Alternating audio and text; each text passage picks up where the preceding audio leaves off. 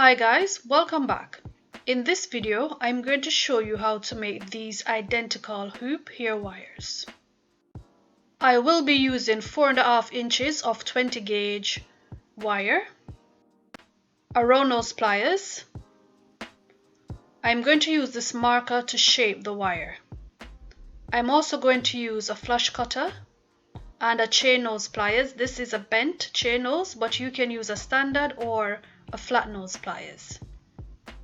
You will also need something to smooth the end of the wire. I'm using this file.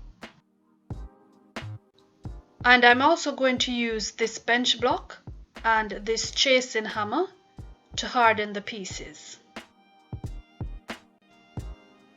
To begin, I'm going to place both ends of the wire together like this.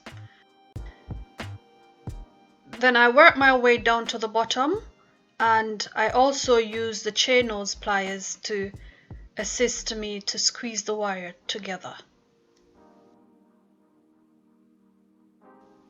Then I grab my round nose pliers and I make a loop like this. So you twist your hand away from you and adjust again until you've made the loop.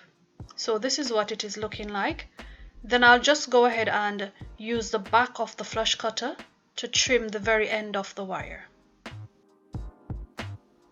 Next, I'm going to smooth the ends. I find it a lot easier to do so at this point. But if you prefer to do it after, then you can go ahead and do it after. But I find it a lot easier to do it at this point, to smooth the ends at this point.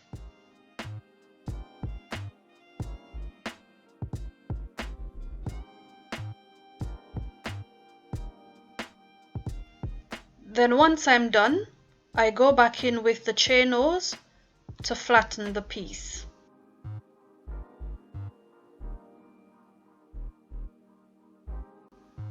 To shape the wire, you want to ensure that the P shape, which is the loop, is pointing up and not down. So this is what it looks like from the side.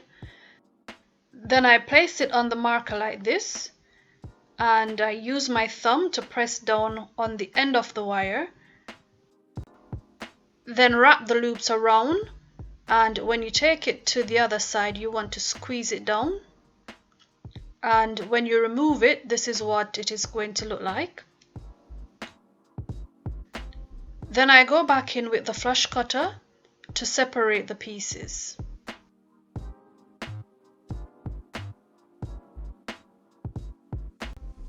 And at this point, I like to use my chain nose to squeeze the loops down before I go in with the round nose to close them off.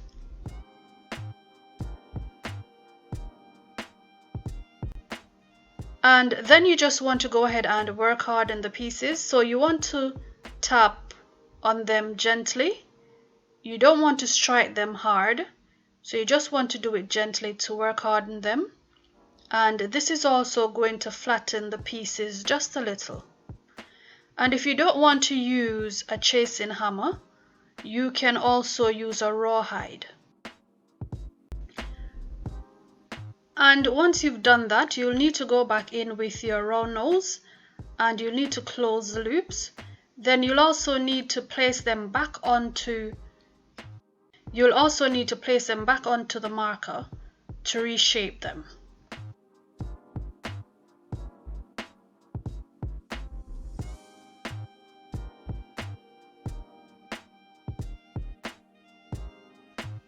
To use them, I grip the side with my thumb and index finger.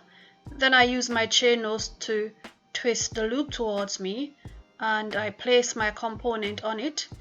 Then I twist back to close it. I do hope that this video was helpful, and if you've got any questions, please feel free to ask them in the comment section. Thank you so much for watching, and take care, and I'll see you in the next one.